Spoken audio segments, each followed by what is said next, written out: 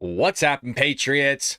For a special episode of the Bald Brad Show, where we are tuning in to the Fox News interview, the special report with Bret Baier and Vice President Kamala Harris. It's supposed to be around 20 to 30 minutes long. We will see if the pushback does take place here. I want to see Bret bring the haymakers. I don't want any of this, oh, well, we're going to be above ABC and CNN. We're going to sit there and give her softball questions.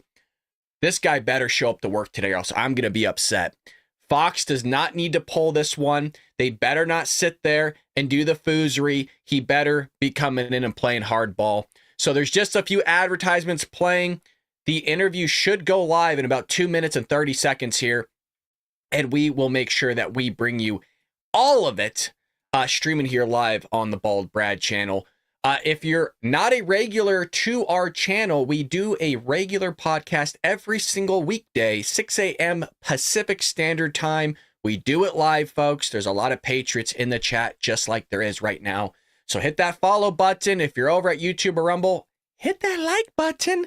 It does support us. We want to get a large crowd in here because I'm hoping that Bret comes up big here. You're a Kamala vote. And before we get to one more thing, Bret Baier's interview with Kamala Harris is coming up in just a few minutes. And now, one more thing. I have a quick one. Percy loves to get these acorns at the park. So how many nuts do you think he's hiding in his mouth right now? How many nuts, Judge? 5. 6. 7. 3. It is 6. Whoa, Congratulations. what do you win? Do I get that little trophy? Does he eat them ever? We hope not. And Where's my trophy? I'm going to make you got one. it. I'm going to make you one out of that. No, I have his trophy. All right, you. Judge, you're Okay, next. Judge. For those that are over at YouTube, I put my Rumble account in the live chat so that if we get taken down by YouTube, which, by the way, they've taken us down quite a few times this month, head over to Rumble with that link there, and you should be good to go and all set. So if you're just joining us, we're waiting for the interview itself. That is a guy stuffed in a couch. No, that's not Joe Biden hiding from his wife. That is an actual man right there, stuffed in a couch trying to hide from the police. If you're just joining us, the interview is coming up in about 1 minute here. We'll be covering the Kamala Harris interview live. Not really. All right, let's do this. Greg's Crime Corner. So you wouldn't believe this, but Mitch McConnell tried to escape his house, but got trapped in the mesh. If you can see him here, he was trying to stealthily get past the keeper, but because they weren't feeding him enough lettuce and raw tomato. You can see Mitch making his way through the man in a couch. Yeah, almost made it. Almost made it. No different than Joe roaming around the White House naked. Dana, that's your answer for everything. Yeah, we could get some more cocaine. You know, In this fact, is a I'm going to go do that before I do Bret Baier's panel. All right, Jesse. All right, so this Saturday, with near perfect weather, more than 30,000 spectators are expected to descend on Far Hills, New Jersey for the hunt. It is the biggest, I think we have video, the biggest steeplechase horse race in the country. Imagine how great this video is. There it is. Best horses in the world come here, and just about an hour outside of Manhattan. It's just more than horse racing. All the money goes to healthcare in the state. They've raised $20 million. Again, folks, if you're just joining us, the interview should be live in about 1 minute here. And let's hope that Bret came up, showing up to work, bringing the haymaker questions. I don't want any of this soft stuff taking place here. We'll know real quick. Ready to go for the women vote. Yeah, to men. Jessica. Okay, so just when you thought Caitlin Clark couldn't get any more impressive, video posted online shows the Indiana Fever star coming just inches away from sinking a hole-in-one during her basketball offseason. The near ace caught the attention of the LPGA, who tweeted, "Filed this under things we love to see. Game knows game." So You go, girl. exactly. We were didn't have time banned. for it. You were And- banned, but here we go. Anyway, that is it for us. Have a great night, Have a great everyone. I'll see interview, you in a Bret. few Yeah. moments on Bret Baier Show after this. Here we go. Good evening. I'm Bret Baier. We are coming to you tonight from Washington Crossing, Pennsylvania. We have an exclusive interview with Vice President Kamala Harris, the Democratic nominee for president. You will see it in its entirety. It is her first formal sit-down interview with Fox News. The vice president held a campaign event with Republicans who support her just before the interview here in Washington Crossing. This is the spot that commemorates where George Washington crossed the Delaware River on Christmas 1776, the night before the Battle of Trenton. First, a look at today's other headlines. North Carolina's governor says nearly $100 million in relief aid has already been dispersed to people affected by Hurricane Helene. Nearly 200,000 in the state have applied for federal assistance. Well, I mean, our stream is live. Media I don't know if the reports interview in itself Israel is live. say Doesn't the look like Israeli it. government has decided on targets in Iran for potential retaliation over recent missile attacks by the Islamic Republic. One report says Israel has described its general attack plans to the U.S., but had yet to give an update on specific targets. The Dow climbed 337 points today to another record close. The S&P 500 finished ahead 27. The Nasdaq was up 51. The latest Fox News poll out tonight has former President Donald Trump with a 2-point advantage nationally. Harris among likely voters. That flips the Democrats' 2-point edge in September. Now, Yeah, I think they taped it an exclusive hour interview ago. I could with be wrong Vice on that. President Harris. Madam Vice President, thank you for the time. Thank you. It's good to be with you, Brett. You know, voters tell pollsters all over the country and here in Pennsylvania that immigration is one of the key issues that they're looking at this election, and specifically the influx of illegal immigrants from more than 150 countries. Going on here? Would you estimate your administration has released into the country over the last 3.5 years? Well, I'm glad you raised the issue of immigration because I agree with you. It is a topic of discussion that people want to rightly have. And you know what I'm going to talk about. Yeah, but right do you, now, just a which number. is- Do you think it's 1 million, 3 million? Brett, let's just get to the point. Okay, the point is that we have a broken immigration system that needs to be repaired. So your And- Homeland Security Secretary said that 85% of apprehensions. I'm not finished. We have It's a an rough immigration estimate of system 6 million people that have been needs to be- released into the country. And let me Here just we go. finish. I'll get to the question, I promise you. I was beginning to answer. And when you came into office, your administration immediately reversed a number of Trump border policies. Most significantly, the policy that required illegal immigrants to be detained through deportation, either in the U.S. or in Mexico. And you switched that policy. They were released from custody awaiting trial. So instead, included in those were a large number of single men, adult men, who went on to commit heinous crimes. So, looking back, do you regret the decision to terminate Remain in Mexico at the beginning of your administration? At the beginning of our administration, within practically hours of taking the oath, the first bill that we offered Congress, before we worked on infrastructure, before the Inflation Reduction Act, before the CHIPS and Science Act, before the bipartisan Safer Communities Act, the first bill, practically within hours of taking the oath, was a bill to fix our immigration system. Yes, ma'am. It was branches called of the government. U.S. Citizenship Act of 2021. It was essentially a pathway to citizenship for the... Yes, ma'am. May I finish responding, But please? but you have to let me finish, You had the please. White House and the House and the Senate, I'm and they in the didn't middle bring up of that bill. responding to the point you're There you raising, go. Okay. and I'd Bad like boy to Brett. finish. Yes, ma'am. We recognized from day one that to the point of this being your first question, it is a priority for us as a nation and for the American people. And our focus has been on fixing a problem. And from day one, then, we have done a number of things, including to address our asylum system and put more resources, getting more judges, what we needed to do to tighten up penalties and increase penalties for illegal crossings, what we needed to do to deal with points of entry between border entry points. That's the work we did, and we worked on supporting what was a bipartisan effort, including some of the most conservative members of the United States Congress, to actually strengthen the border. That border bill would have put 1,500 more border agents at the border, which is why I believe the Border Patrol agents supported the bill. It would have allowed us to stem the flow of fentanyl coming into the United States, which is a scourge affecting people of every background, every geographic location in our country, killing people.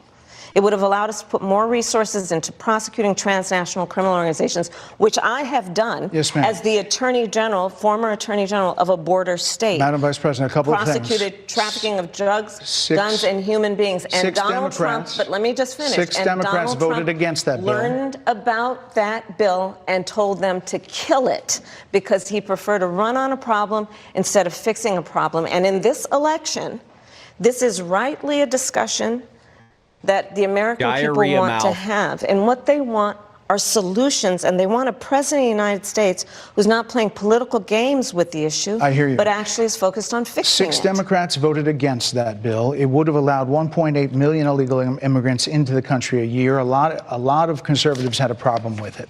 These are the 6 Democrats. But more importantly, back to the original premise, Jocelyn Nungari, Rachel Morin, Laken Riley, they are young women who were brutally assaulted and killed by some of the men who were released at the beginning of the administration, well before a negotiated bipartisan bill. Former President Clinton actually referred to Laken Riley Sunday campaigning for you in Georgia, saying if those men had been properly vetted, Laken Riley probably would not have been killed. So if it wouldn't have happened, correct, this is well before any negotiation. This is well before Donald Trump got involved in the politics. This is a specific policy decision by your administration to release these men into the country. So what I'm saying to you, do you owe Bret, those families an apology? Let me just say, first of all, those are tragic cases. There's no question about that. She better apologize. There's no question about that. And I can't imagine the pain that the families of those victims have experienced for a loss that should not have occurred. So that is true. It is also true that if a border security had actually been passed 9 months ago, it would be 9 months that we would have had more border agents at the border, more support for the folks who are working around the clock trying to hold it all together. Madam Vice President. To ensure that no future harm would occur. And this election in 20 days will determine whether we have a president of the United States who actually cares more about fixing a problem, even if it is not to their political advantage in an election. Because there was a solution, Bret. Madam Vice President, it was a policy decision in the early part of your administration. I will let one of the mothers talk about it. Take a listen. Because of the Biden-Harris administration open border policies catch and release, they were enrolled in the Alternatives to Detention program. This meant that they were released into the United States. It was not even a full 3 weeks later that they would take my daughter, Jocelyn Nungari's life. I believe the Biden-Harris administration open border policies are responsible for the death of my daughter. That's the early days. So do you owe them an apology is what I'm saying. I will tell you that I am so sorry for her loss. I am so sorry for her loss. Sincerely. But let's talk about what is happening right now with an individual who does not want to participate in solutions. Let's talk about that as well. But do you want to answer in all fairness, I told you I feel awful for what she and her family have experienced. During that time, you said repeatedly that the border was secure. When in your mind did it start becoming a crisis? I think we've had a broken immigration system transcending, by the way, Donald Trump's administration, even before. Let's all be honest about that. I have no pride in saying that this is a perfect immigration system. I've been clear, I think we all are, that it needs to be fixed. We need more. I was just down at the border talking with border agents, and they will tell you, and I'm sure you probably, I know you investigate and you are a serious journalist. They will tell you, we need more judges. We need to process those cases faster. We need the support for those cases that should be prosecuted. They need more resources, and Congress ultimately is the only place that that's going to get fixed, Bret. Well, that's how this system works. That's the premise of this question. There were 90-plus executive orders that were rescinded in the first days. Many of those were Trump border policies. I'm not going to stay here because there's other things to talk about, but you frequently talk to the Border Patrol Union for support of that bipartisan bill, and they did. They supported it. But they also just endorsed Donald Trump and said, you've been, quote, a failure with border security. Why do you think they said that?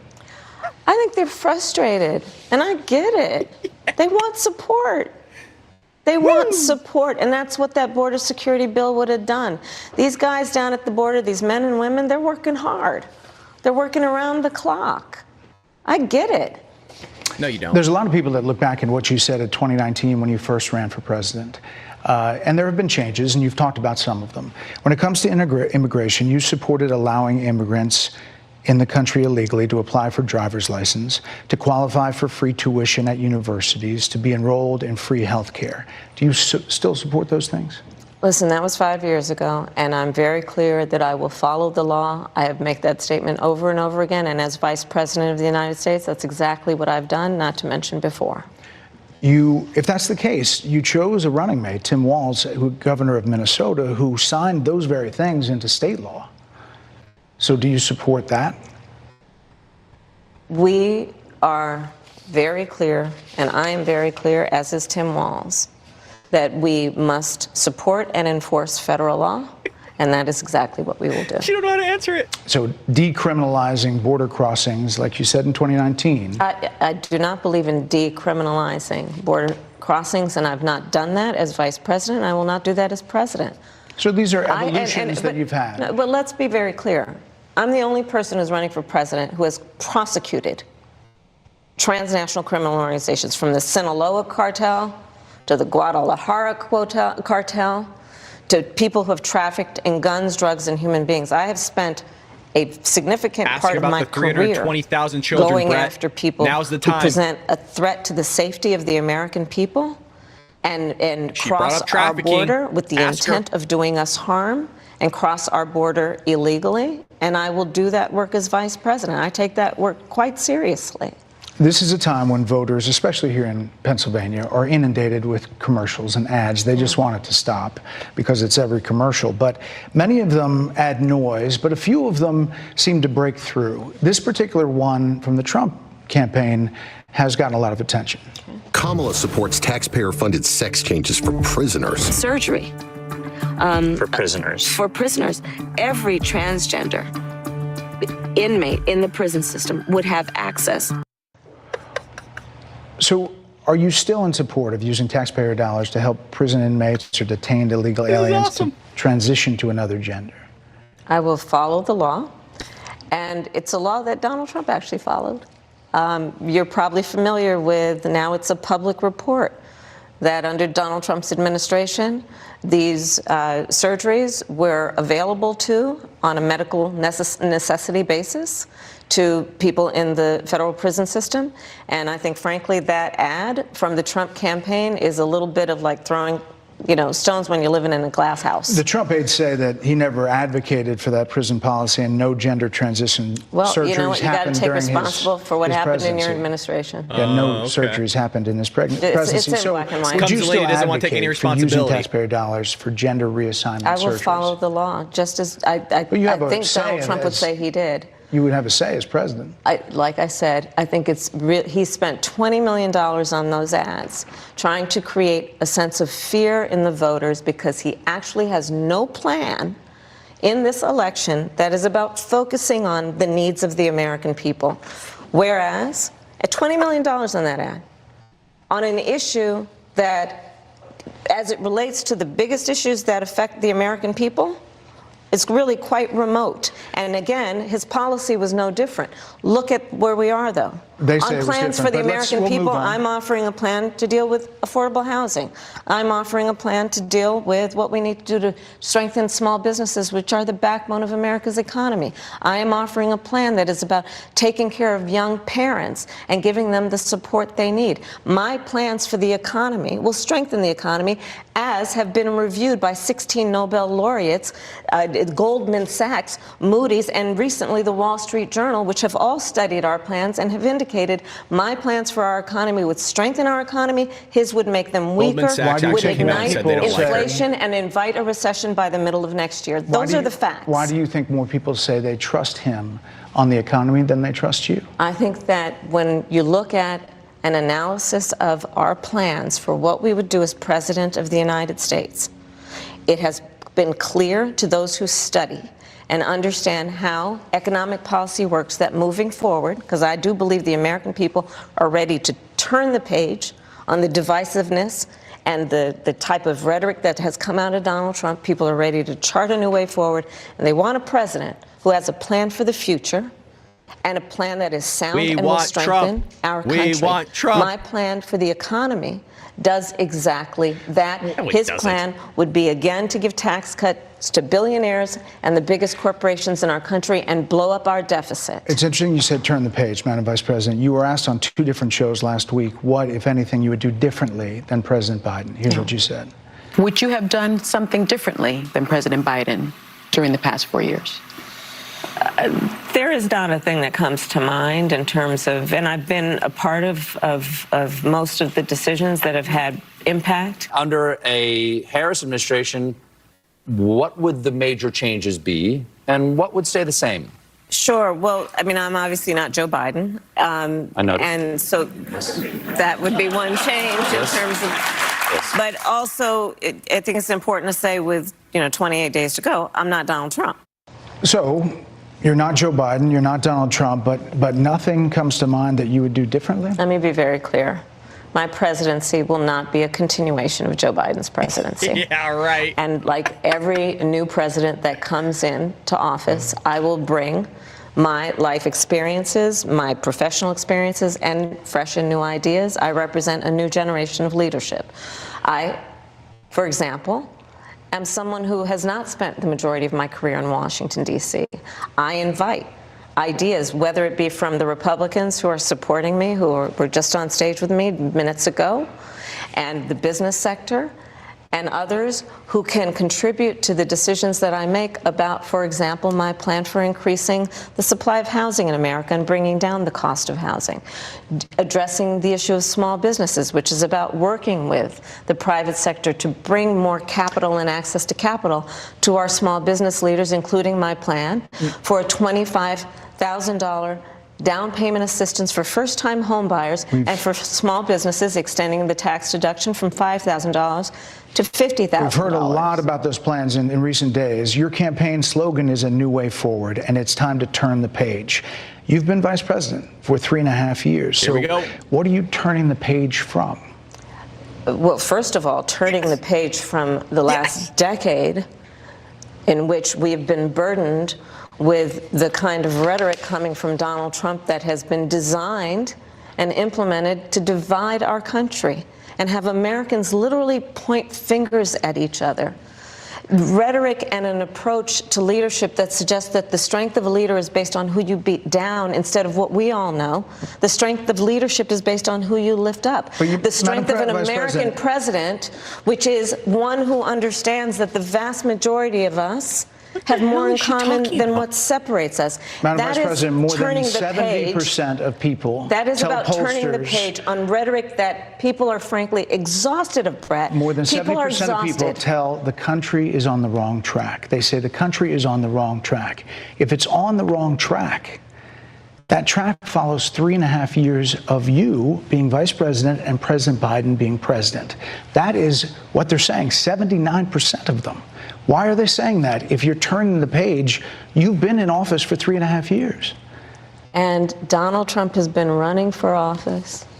But you've been the person holding the office. Come on. Madam You Vice and I President. both know what I'm talking about. You and I both know what I'm talking about. I actually don't. What are you talking about? What I'm talking about is that over the last decade, people you're the have lever of become. power. But listen, over the last decade, it is clear to me, and certainly the Republicans who are on stage with me, the former chief of staff to the president, Donald Trump, former defense secretaries, national security advisor, and his vice president, one, that he is unfit to serve, that he is unstable, that he is dangerous, and that people are exhausted with someone who professes to be a leader who spends full time demeaning and engaging in personal grievances and it being about him instead of the American people. People are tired of that. If that's the case, why is half the country supporting him? Why is he beating you in a lot of swing states? Why, if he's as bad as you say,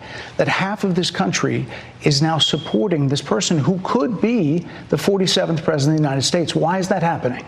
This is an election for President of the United States. It's not supposed to be easy. I know, but It's not supposed to be. It is not supposed to be a so cakewalk are they misguided, the 50%? Listen, are they stupid? What God, is it? I would never say that about the American people. And in fact, if you listen to Donald Trump, if you watch any of his rallies, he's the one who tends to demean and belittle and diminish the American people. He's the one who talks about an enemy within, an enemy within, talking about the American people. Suggesting he would turn the American military on the American people. We asked that question to the former president today. Harris Faulkner had a town hall, and this is how he responded. Wow, he was quick. I heard about that. They were saying I was like threatening. I'm not threatening anybody. They're the ones doing the threatening. They do phony investigations. I've been investigated more than Alphonse Capone. He was the greatest gangster. No, it's true. No, but think of it. It's called weaponization of government. It's a terrible thing. So, Brett, I'm sorry, and with all due respect, that clip was not what he has been saying about the enemy within that he has repeated when he's speaking about the American people. That's not what you just showed. Well, he was asked about that specific... No, that's not what you just showed. In all fairness and respect to you, that was the question that we asked him. You didn't show that, and here's the bottom line. He has repeated it many times, and you and I both know that.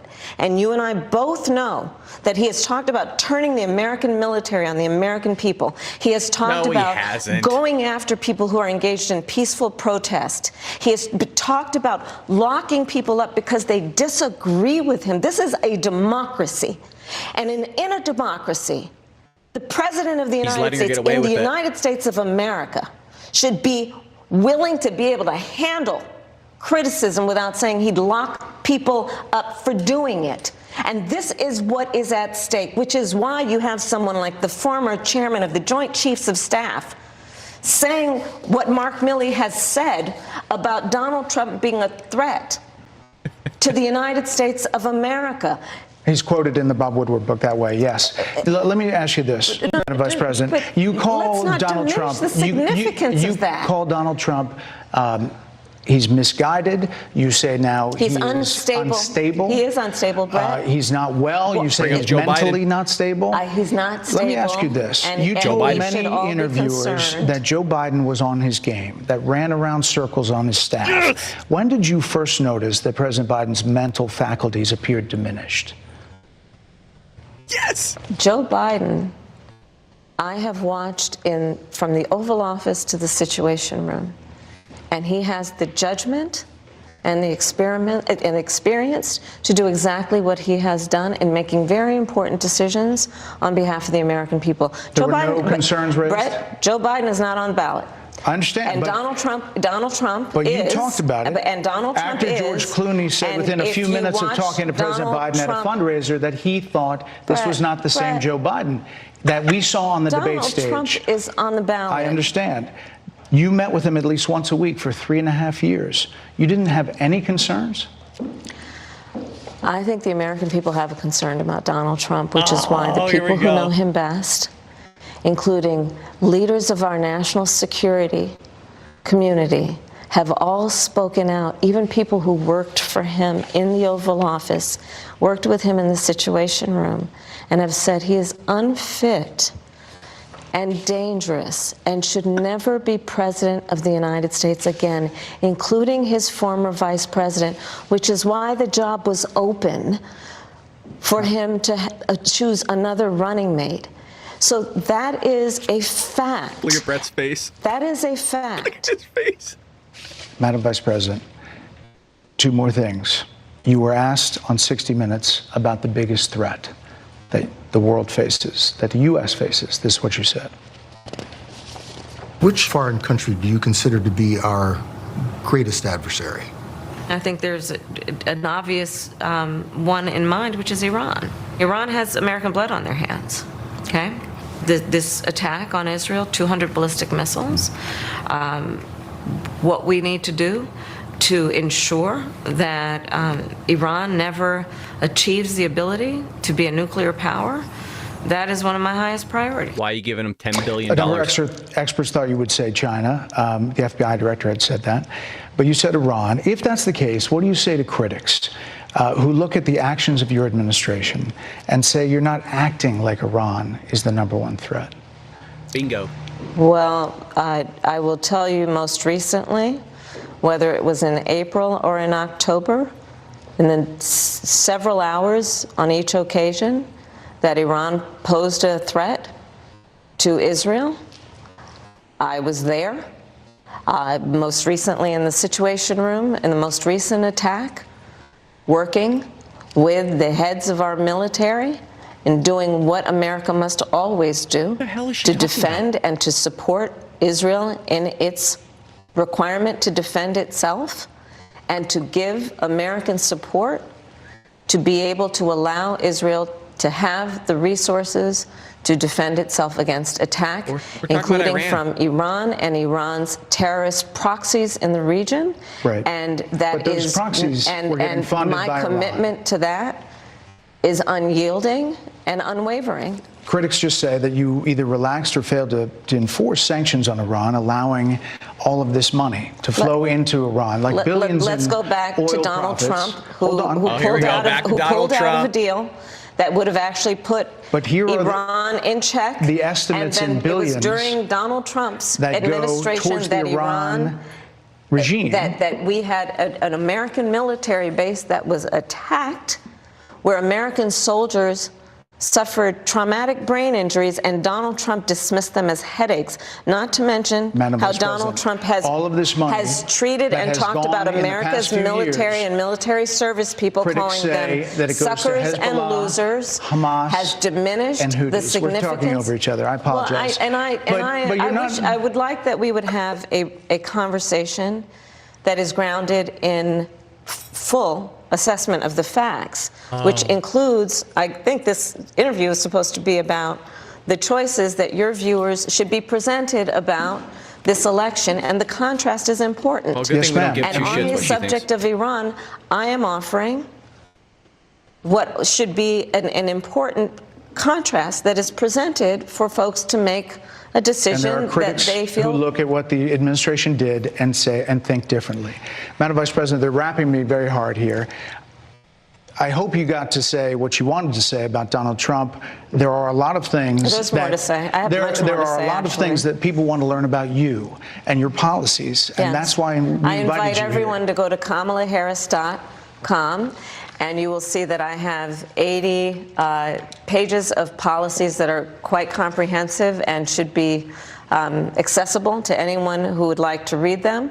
And it includes what I intend to do about affordable housing, what I intend to do about small businesses, what I do And that's why intend we to do to invited you strengthen our here, economy, to see where you were in 2019 and where you are now. support America's military and ensure we have the most lethal and best fighting force in the world. Madam Vice President, And they're giving me a hard rap Well, here. I thank you for the time. I thank you for the time. It's good to meet you. Thank you very much. Thank you. God, she's terrible. Brett did pretty good. Okay, let's bring in our panel.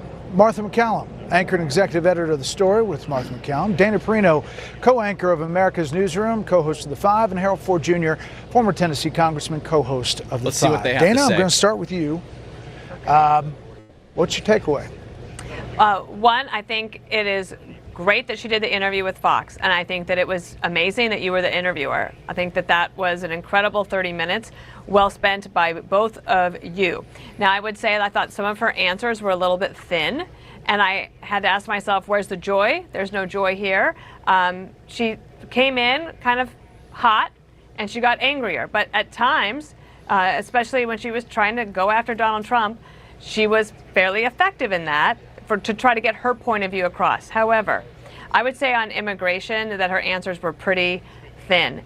And there was one thing that she said, I think this was about the transgender surgery issue. She said, you are responsible for what happens in your administration. Bingo. And I imagine that the Trump folks over there said, oh, okay, let me just take that clip and put it right in an ad, because the questions about why does 79% of the country think we are on the wrong track when you've been in office, her answer saying that Trump's been on our radar for 8 years and was president for 4 years, 4 years ago. I didn't think that that landed very well, but I thought the interview was super good. And I would add this.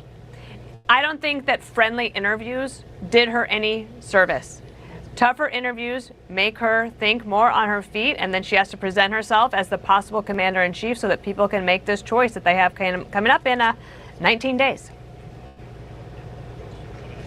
Yeah, Martha, I've been through a lot of these big interviews. Normally, you can kind of get in on the breath.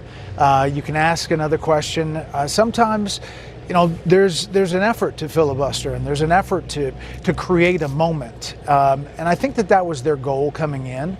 I tried to redirect numerous times without interrupting too much, but at some point, you kind of have to redirect to get back in the game. Absolutely. And Bret, I thought you did a masterful job. This is the kind of interview that we should see a lot of on the campaign trail. And we have seen Trump, and comes to mind the Bloomberg interview yesterday where he was getting pushback. She has not exposed herself to this kind of moment.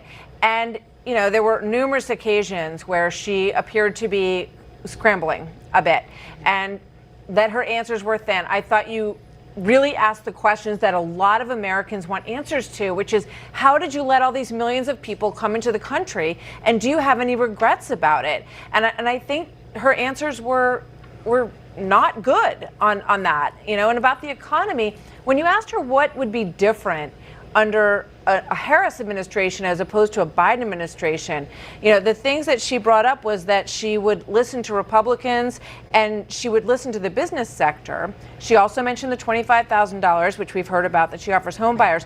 But we didn't get a clear, who are you? What do you stand for? What would America look like under a Kamala Harris economy? So, you know, I think that was a rough moment. Good. Let me play this soundbite. It's on Turning the Page, stop 3. If you're turning the page, you've been in office for 3.5 years. And Donald Trump has been running for office. But you've been the person holding the office. Come on. Madam You Vice and I President. both know what I'm talking about. You and I both know what I'm talking about. I actually don't. What are you talking about? What I'm talking about is that over the last decade, But people you're the have lever of become. power. But listen, over the last decade, it is clear to me, and certainly the Republicans who are on stage with me, the former chief of staff to the president, Donald Trump, former defense secretaries, national security advisor, and his vice president. One, that he is unfit to serve, that he is unstable, crazy, that he is dangerous. Harold, at that point, I really didn't know what she was talking about because she was going back a decade and talking about Donald Trump. So none of us knew what she was talking about. So first off, you did a great job. You did a great job because you asked the tough questions and you went back at her with tough questions. And she should be pleased with how she performed this evening. I think what Dana and Martha are saying, there's a lot of truth to some of the answers that I would have wanted a more wholesome or full answer to. But she got a lot out of this interview, and I think one of the things that I hope it makes clear to her campaign is that coming on Fox and coming before our audience is the right thing to do.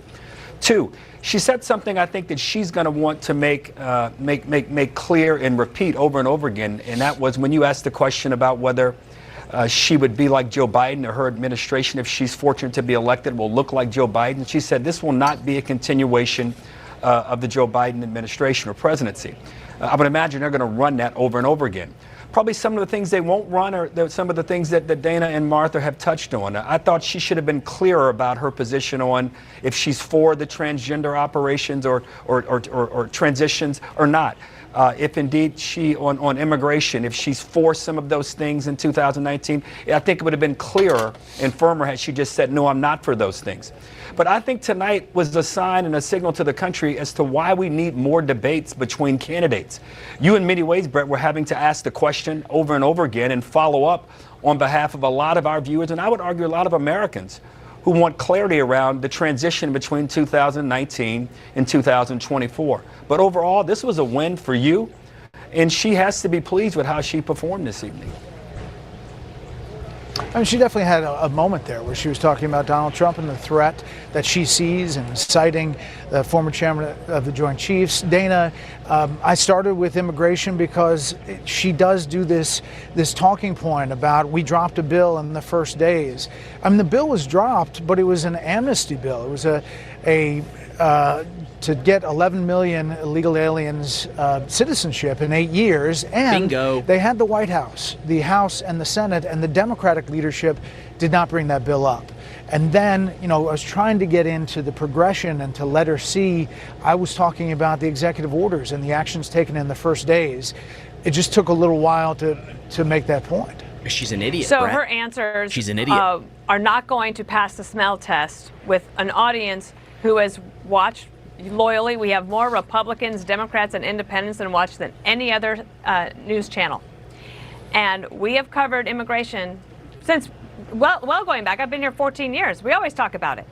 And one of the things she does is she sandwiches in the bill she's talking about, which you clarified, and then the bill she says that Trump killed. In between those things is when you had the millions of people flooding into the country with no other reporter but Bill Malugin and Griff Jenkins down there at the border covering it. The story of a lifetime.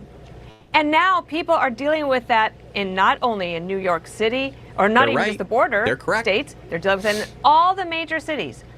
And they're dealing with increased housing costs and the problems with the schools and increasing crime. And what about the jobs? I mean, all of those things. Now, I just wonder if at some point, if acceptance is the first step of recovery, if she had ever said something like, we could have done a better job on the border, just acknowledge it. Like what would happen? Would the whole entire campaign fall apart?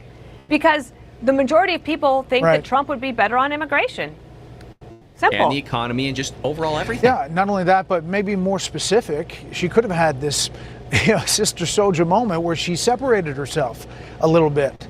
I'm pleased to be joined by Brit Hume, our chief political analyst, and we were trying to get him up for some thoughts. Brit, what's your takeaway?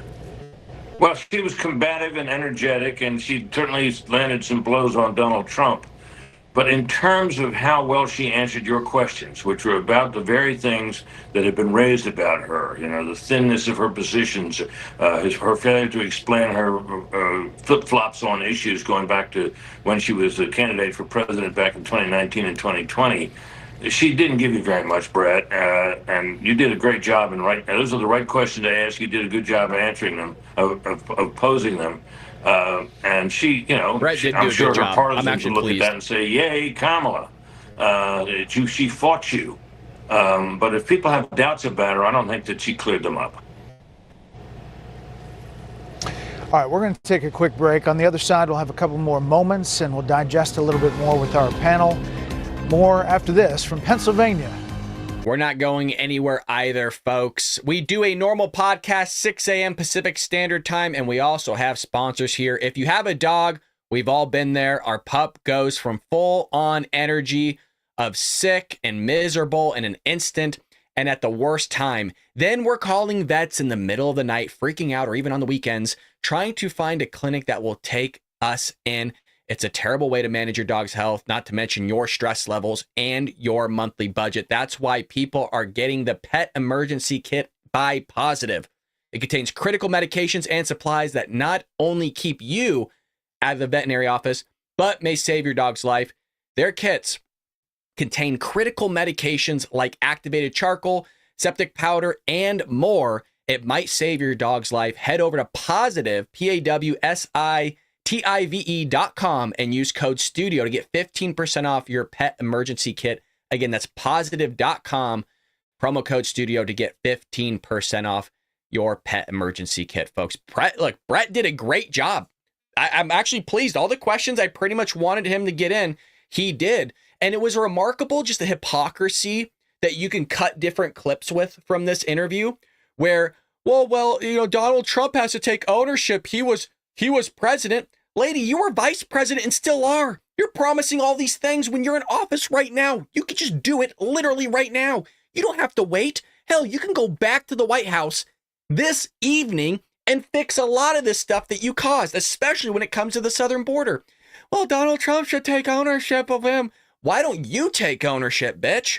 Because you're the one that's helping run the show and you're running it terribly and you're driving the country into the ground. Did you all see how she was bragging? Well, I'm the only person that's been prosecuting people, drooling like a drip tray, just like Joe Biden where he wears a helmet. She don't have a damn clue what's going on. She don't have a clue. They're on a commercial right now. We got a lot of people watching, folks. We got a couple hundred in Rumble. We got 500 over at YouTube. We got another 300 checking us out on Twitter. Folks, again, we go live 6 a.m. Pacific Standard Time weekdays for an hour-long podcast, bringing you a bunch of news. Hit that like and subscribe button if you feel like you deserve some more entertainment, and you do. You deserve a lot of entertainment. PJB, rather. Thanks, Brad. Other channels were scrambled. Good job, Brad. I appreciate that. Thank you so much. That's a nice compliment. I see y'all in here. I was reading your chat. You guys are making me freaking laugh. You guys are hilarious. If you say anything spicy, just say it over on Rumble. YouTube hates us, and they are shadow banning us. Hope everyone joins in the morning. That's Franco. That is our editor. Franco, good to see you, brother. Franco, how are you not in bed right now? Patriot Troll says, yeah, they dropped a bill, but it was a Clinton in a coffee shop, and everyone thought it was Biden. Yeah. She butchered that interview, by the way. Do you see how crazy she was getting? I thought she was going to have another accent that we haven't seen before. I thought she was going to give some sort of Hispanic accent like we saw last week with Univision, or maybe her African American whole shramble ramble, whatever the hell she was saying. Awful interview on her part. Look, she got jabs, but I just think it's hilarious how everything goes back to Donald Trump when she's been in office for 3.5 years. But take ownership, you guys. Take ownership. Isn't it remarkable? Oh, well, the rhetoric. We're going to transition. We're going to change the page from the rhetoric. That was her answer. We're going to change the page from the rhetoric. Lady, your rhetoric is so off the charts, from not just you to Joe Biden to the entire Democrat Party, that all the assassination attempts have been on Donald Trump. How about you cool the rhetoric? How about you sit there and look in the mirror for once? This party's going to drive this country into the ground, folks. I'm telling you, we got to get out and vote this November. We got 21 days. We got to get out and vote. Some of you can vote now.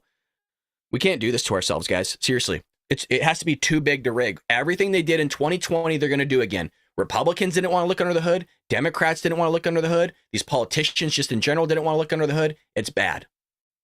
It's real bad. So everything they're going to do again. Illegals are voting again. They're not checking for ID in certain states, especially my state now, where it's illegal to check for an ID, like California. Here's the psychopath again. Happening right now with an individual who does not want to participate in solutions. Let's talk about that as well. But do you want to answer? In all fairness, I told you, I feel awful for what she and her family have experienced. During that time, you said repeatedly that the border was secure. When in your mind did it start becoming a crisis? I think we've had a broken immigration system transcending, by the way, Donald Trump's administration, even before. Still won't call it a crisis. Let's all be honest about that. I have no pride in saying that this is a perfect immigration system. I've been clear, I think we all are, that it needs to be fixed. They would only call it a challenging situation. It's never been a crisis in their eyes. It needs to be fixed, but it's also about when they opened the border, all the people coming in. Obviously, that was the first part of this interview. We're back with our panel. Martha, what do you think the fallout is? I'm going to put up the new Fox poll, national. It is the first time that the former president has moved forward. Is up to 50 to 48. This is a national likely voters. There you see the movement from September. We've seen some shift, Martha. Harris? What do you think this interview does or doesn't do? Yeah, I think October has been a good month for former President Trump. I think he'll feel good about that. There's some interesting numbers in here that you point out. His approval numbers at 53%, which is 4 points higher than he ever had when he was president. She's faring well in the battleground states, and about 8 and 10% respectively say they would change their minds, or they could change their minds about who they're voting for. And I think that's what tonight's interview will help some people decide. I think that her answers on the border were disappointing to most voters because she didn't answer. She, looked for ways to blame the prior administration, but she, it was on their watch that these millions of people crossed the border. And remember how hard it was for President Biden in the State of the Union to bring up Laken Riley's name. He called her Lincoln at that time. So they knew they had a crisis on their hands that they had to address in the State of the Union. And I'm no doubt she knew it was a crisis on their hands as well, Brad. Yeah, there is a soundbite. Do you guys have the one about Biden in the control room? Anyway, Britt, let me go to you. I'll see if we got the soundbite. Mental fitness. Take a listen. Brett, Joe Biden is not on the ballot. I understand. And Donald Trump But is, you talked about it. And Donald Trump After George Clooney said within a few minutes of talking to President Biden at a fundraiser that he thought this was not the same Joe Biden that we saw on the debate stage. Donald Trump is on the ballot. I understand. You met with him at least once a week for 3.5 years. You didn't have any concerns? I think the American people have a concern about Donald Trump. Britt, what about that? You know, she's never. I think that was the worst answer about that and everything that came. I thought that was her worst moment, Brett. I mean, she really had no answer to that, and her answer was to try to turn it back to Donald Trump, which will maybe be appreciated by her partisans. But anybody who was concerned about her having been so oblivious, apparently, or covering up President Biden's condition, I'm so glad you got that question in about his cognitive abilities. Was week 2. So I think if people are coming into this and they're worried about the border and they're worried about the economy and they're worried about other issues that seem high on their list if the polls are right, I don't think this interview with you would resolve them in her favor particularly. So I don't think it's going to change the trajectory of the race. Looking, Harold, at some of the internals here of this poll, who's better positioned to do on different issues, we can see that the former president has made some gains on a couple of the different issues, if we put that poll up. And on the economy, as I mentioned in the interview, 51-46, immigration a little bit more, 54-44. Election integrity, and then you see the 52%. abortion, health care, election integrity. It matches other polls, but this is a national poll of likely voters. Harold, she had a moment. You know, she wanted to have the moment about going after Trump as unfit. She had the moment. She got angry. And really, maybe that's what they wanted, was the video moment. I think when you get into these kinds of interviews, and she's not done a lot of them, Brett, and this is certainly a first for her on Fox. She was thinking about, I'm sure the team helped her think about, if there's a default position and you don't want to answer the question, you take on President Trump. Both of these candidates at this moment are trying to figure out how do they go after that small group of undecideds, number one, and perhaps even foremost, how do they continue to keep their bases energized to want to go for them? And if you look at what's animating Democrats and a lot of her supporters, it is the fact that many Democrats don't trust and don't believe that Donald Trump is fit. So she went to that answer on a lot of the questions. But I would agree with what Britt said and Dana and Martha largely as well, that on one or two of the Hold on a second. We gotta slap a Democrat around here. Cost 60 said Kamala 2024. Hey, Cost, can you go ahead and explain where the 350,000 children is that Kamala Harris and Joe Biden lost? Can you explain to the thousands of people that are watching this show right now where exactly those people were sold off into forced labor and sex trafficking? Hey, Cost, can you explain to us why there's over 1,000+ known terrorists in the United States present time that came up through the southern border? Hey, Cost, can you go ahead and explain to us why you're giving the Iranians $10 billion of our money when they're sitting there attacking our allies and our merchant vessels in the Red Sea and blowing them to smithereens to the bottom of the ocean? Hey, Cost, can you go ahead and explain to everybody, the thousands of people that are watching this show right now, exactly why Kamala Harris can't go to the White House and just fix everything with the snap of her fingers? Hey, can you explain to us why she can't answer basic questions? Hey, Cost, can you explain to us exactly why she drove the state of California into the ground, but in your weird concoctive thinking, somehow she's going to fix the federal government in terms of making your life better? Hey, can you explain to us how giving people $25,000 is not a subsidy, is not going to cause housing prices to increase? Hey, can you explain to all of us why illegal immigrants, upwards of 15 to 20 million people, which is more than half the population of our states, is in the country present time because of the Democrat Party, and they're doing well, so much so that they're sending their money back home and not just inflating our economy, but also their home economy back where they're at, like their home prices? Hey, can you explain to all those people, those women and children that were not just raped, but also in some cases murdered? Can you go ahead and explain to their family why you want that nut job Kamala Harris back in office? Hey, can you go ahead and explain to everybody in this chat why you have millions of people pouring across the border, unvetted, by the way, so much so that you just had somebody that was arrested for plotting a terrorist attack on election day? Hey, can you go ahead and explain to us Why you're giving $60 billion here, $60 billion there, here's another $10 billion, but yet you're kicking our veterans out of hotel rooms and replacing them with refugees from Afghanistan and Iraq, the same refugees and people from Afghanistan and Iraq that those soldiers that you kicked out of the hotel rooms fought in. Can you explain to us why you're not taking care of our troops? Can you explain to us why you're giving money to the enemy? Can you explain to all of us in the chat why you're giving $87 million to the Taliban every 2 weeks? Can you explain to us why the Iranians are getting away with building a nuclear warhead present time, where they're actually building up their arsenals present time from satellite imagery? Can you explain to us why the Biden administration is allowing Taiwan to be encircled by the Chinese? Can you explain to us why the Chinese are getting away with all the things they had of, like, I don't know, a spy balloon flying from fucking mainland China all the way to the Atlantic Sea over our military installations? Can you explain to us why you voted for a guy that's cognitively gone off in the ether, so much so that he falls up a flight of stairs multiple times, looks for dead people in the crowd,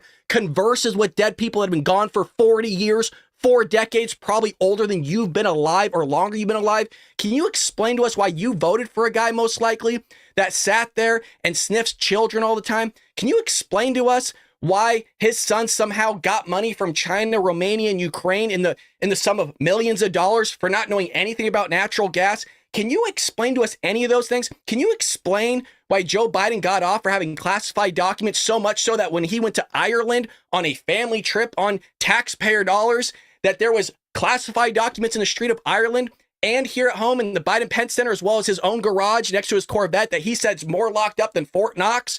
Can you explain to us why he gets lost? Can you explain to the thousands of people in here while he's not with us? You can't, because your head's not on straight either. I think we'll end it there. We can keep going, but damn. Am I wrong? You guys, I don't know. I don't see him in the chat anymore. He must have scared him off.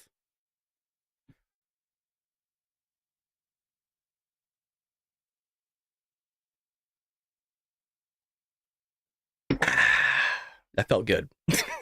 There you go. John says, that about sums it up. I can do another 3 minutes if you want. I got a lot of stuff against Joe Biden and Kamala Harris. Sure, she don't have her head on straight whatsoever.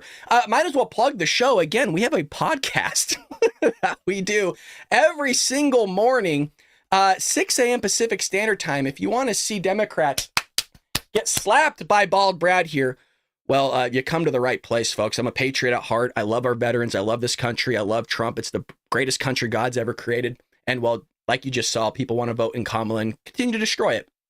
And their weird thinking, somehow they think, you guys, that this is all going to get fixed by Kamala Harris. They forget that she's in office right now. Yeah, they forget that. It's a remarkable thing. It truly is. Notice that guy's gone. I didn't boot him, by the way. He just got scared. They get all flustered. You know what I mean? Plug it. Yeah, well, we got a lot of people in here. We got a lot of people watching the show right now, which is great. Why are Republicans like you in full support of killing people you don't like? Well, I don't like terrorists, and I don't like people raping and killing babies, if that's what you mean, Fergie. So we got a lot of progressives in here. Yes. Why are Republicans like you in full support of killing people you don't like? Yeah, I don't like criminals. Like, I don't like murderers. I really don't. You might, because you're probably going to vote for the person like Kamala Harris that clearly is allowing terrorists, murderers, sex traffickers, rapists, violent gang members. I mean, look at every Democrat-ran city, by the way. The smash and grabs, Prop 47 we have here in California, businesses fleeing all Democrat-ran areas because it sucks. They spending, like REI spent upwards of $800,000 on security, and it still wasn't good enough. But yeah, we just want to somehow kill people. Another unhinged rant being taken after Daddy Trump. Not unhinged. Totally in the right, by the way. Totally in the right. And you know what? The people love it. They love it, Duke. Welcome to the Bald Brad Show at Steve, hosted by Brad, who hosts the show. Thank you very much. Another progressive says, so you think it's okay for Trump to kill anyone who's not white, Christian, or male? This is what these people think, man. I don't know where they get this stuff, but they are gone like Joey, folks. They are gone like, this is what that person said. Folks, this is wild. Can we read this again? So you think it's okay for Trump to kill anyone who's not white, Christian, or male? I don't know where they're at. I don't know what they've been smoking, but these people are off the reservation. Nobody thinks that, by the way, Fergie. Nobody thinks that. I don't know what the hell you're talking about. At Duke, that rant was the reason I clicked subscribe. Thank you, sir, for subscribing to the Bald Brad Show. Where is Duke at? Another unhinged rant. I don't think it was unhinged. Unhinged. It was called for. It was a great freaking rant. I got to pat myself on the back here. I mean, hell, you don't remember when Dan was in here. We had another clip go viral when we slapped Dan around. This right here was liberals just now, these progressive snowflakes, and this is me slapping the shit out of them. And I wasn't even done. If you thought that was unhinged, dude, I could go another 10 minutes by ripping you guys a new asshole. I'll tell you that much. I mean, we have a whole book called How the Left is Destroying America. Can we plug it, Secret Agent? Can we plug my book? I wrote in it. You think that was unhinged? Go read my book on how the left is destroying America. That one is so unhinged. That one goes and destroys Democrats so hard that the actual publisher said, yo, we got to tailor this back a little bit. For that prison policy and no gender transition surgeries you know what? You got to take responsible for what happened in your administration. Yeah, no surgeries happened in this presidency. It's in black and white. Would you still advocate for using taxpayer dollars for gender reassignment surgeries? I will follow the law, just as I think Donald Trump would She say doesn't he want to follow did. the law now by locking up the border. You have to be responsible for what happens in your administration. That from Vice President Kamala Harris. And at times a fiery interview. Let's get our final thoughts from the panel tonight. Britt, let me start with you. Thanks, Lily. Well, Brett, I think what the question we look at tonight at a time when Republican confidence, especially in the Trump campaign, has been soaring, and there's a general sense, even among some in the mainstream media, that the campaign and the election is moving in his direction, not by a lot, because nobody gets a lot in this election ahead of anybody. But I think the question that we all need to consider is whether Trump underpolls. He has in prior elections underpolled, come in, the pollsters underestimated his strength time and again. Whether they have corrected by their methodology to avoid that again is something we'll find the answer to on election day and beyond. But that's kind of where we are. He's maybe a little ahead here. Our national polls suggest that. So the question for Kamala Harris is, how does she reverse that? And they've decided they're going to put her out. And, you know, she has a lot of things she can't or won't answer. So I think that it's going to be hard for her to resolve doubts that people may have about her if this is the best she can do. Dana. Well, on first glance, it seems this is based on my review of X, and it was quick. I will admit that. The Democrats seem pretty happy with how she did, and people are giving you a lot of praise for how you did, Brett. So I think the conclusion is she should have done more of these and earlier, because I remember when I was a deputy press secretary and I hardly ever had a chance to brief at the very beginning. And then anytime I did, it was like the first time was like so stressful. And the more you do it, the better you get at it. So I think I'm glad she did the interview. I think she should have done them before, and it would have served her better. But now, 19 days to go, people are already voting. I think we have to remember that. We had record voting in Georgia yesterday. That's right. So that's already happening. Martha? Well, 70%, as you pointed out, Brett, of the country think that we are on the wrong track. So that is the issue. And she tried to pin it to Trump, and you pointed out accurately that she has been there for the last 3.5 years. And Joe Biden said yesterday or the day before, you know, she will carve her own path, my Vice President Kamala Harris. He was giving her the room in an interview with you tonight to say how and to show people this is the path that I want to take you on in a very sort of specific way that feels connected to who she is. And I don't think she met that bar like button, tonight, folks. It helps support the show. Give it a Harold, thumbs when you up, go back baby. through this transcript or you go watch it again, it's going to air later on tonight again. There was some news made. There were some answers that illuminated or didn't, and did make some news. Yeah, I mean, I think the vice president is probably going to be pleased tonight, but she didn't step away fully from some of the trans comments. You didn't get the clarity around the border, some of the border transitions that she has made in different positions, which are fine, but you didn't really get the explanation. But what you really see with both of these candidates, Brett, is that they believe the closing argument here has to be that the other side is really, really bad. And we're going to see if that works here over the next 20 days. Democrats are really, really bad. Look what we've been through for 3.5 years. Well, panel, I appreciate it. It was a big day. I wish I had more time because I had a whole bunch of other questions from a whole bunch of other people. But panel, thank you very much. Tomorrow in Special Report. Well, look, folks, I mean, I was happy with Bret here. I was a little worried in our morning show. I said he better come prepared. I'm going to be upset if he doesn't ask questions about Joe Biden's cognitive decline, if the immigration stuff. He pushed back. He did exactly what I wanted him to do, and good on him. So I got nothing to complain about. I wish the interview was longer. She can only do 20 minutes, you guys, 25, 30 at most, if you notice that. She can't sit there and be in the lion's den like Donald Trump and do like an hour or so. But, you know, you guys are missing a lot of psychos here in the YouTube chat. It's freaking great. There's a lot of progressives in here, and I'm eating it up. I am eating it up. Oh, it's so good. They're getting triggered. The snowflakes are getting triggered. He wanted me to do another 3-minute rant because it was so good, you guys, that they think I'm reading from a teleprompter or that I have a list in front of me. I'll take it as a compliment. There's just a camera. There's a camera and like little figurines. That's it. Folks, I hope you enjoyed this special episode of the Bald Brad Show. We do, again, go live weekdays, 6 a.m. Pacific Standard Time live. Like the chat you see here, you'll get the rants. We bring you a ton of news, by the way, in that hour. A ton of news. If you want to follow us, head over to Rumble. You can follow us on YouTube. You can follow us on Twitter. We're also on TikTok. You can find us everywhere, folks. Would love for you to join. If you want to become a member, it's 99 cents a month.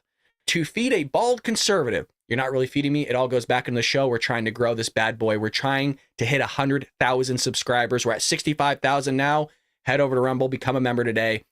Would love for your support. Hit that like and subscribe button, folks. I will see you next time here on the Bald Brad Show. Take care, Patriots.